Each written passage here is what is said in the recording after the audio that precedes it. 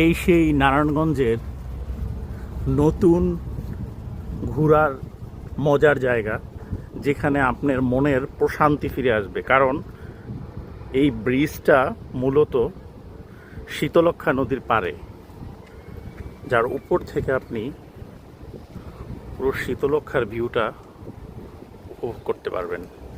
এবং এই ব্রিজটা অনেক দূর পর্যন্ত চলে গেছে, যেখানে আপনি ব্রিজের সৌন্দর্য থেকে শুরু করে নদীর স্রোতের প্রবাহ এবং বাতাসের স্নিগ্ধতা উপভোগ করতে পারবেন। খুব কালারফুল করেছে জায়গাটা এবং খুবই পরিষ্কার পরিচ্ছন্ন। অনেকের পরিবার নিয়ে এসে সময় কাটাচ্ছে। দুই পাশেই ব্রিজের ওপারে যাওয়ার অনেক দূর পর্যন্ত যেতে পারবেন।